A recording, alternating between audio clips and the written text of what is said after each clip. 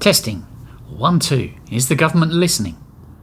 Because they certainly are now. The New South Wales Environment Protection Authority has just wrapped up its trial of noise detecting cameras in Wollongong and Bayside area. The results are in and the message is clear. If your car or bike is more than 15 decibels over the limit, you're looking at a $600 fine.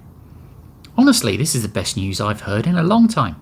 Because clearly when we're dealing with 18 trillion in paper wealth but record household debt and skyrocketing fuel and grocery bills, the absolute priority for the state should be spending $50,000 per year on a microphone on a stick to catch a loud muffler. It's comforting to know that while the big end of town gets a pass on $66 million in tax debt, we've found a way to squeeze another $600 out of a tradie with a faulty exhaust. How about making the fine proportional to the car value? So Ferrari gets fined $10,000 while a battered old ute cops $100. The data shows that motorcycles were responsible for 55% of the noise events, despite being only 4% of registered vehicles. So if you ride, you've officially been moved to the top of the revenue-raising hit list. But here's the logic that gets me. The trial was limited to 2 specific regions. Why on earth didn't they start in Sydney, where you'd be lucky to get 10 minutes without some muppet hooning about even at 3 a.m? And I don't mean the quiet suburbs near the airport. I mean the CBD and the major artery tunnels where the noise floor is already at jet engine levels.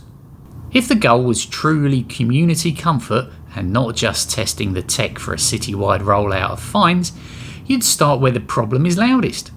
But I suppose common sense doesn't look as good on the balance sheet. Maybe we're not doing so well when our solution to a divided nation is to install more surveillance and more automated fines for things that used to be handled with a simple defect notice.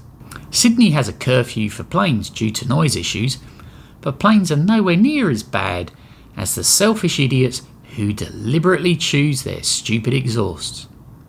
Do you know anyone in Sydney who doesn't need to wear earplugs or take some other measures every night of the week just to get at least some sleep? I hope this also gets rolled out to restaurants playing insanely loud music too.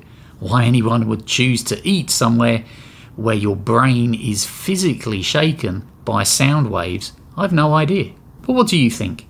Is this a win for peace and quiet, or just the latest high-tech tax on motorists? Let me know in the comments. Thanks for watching.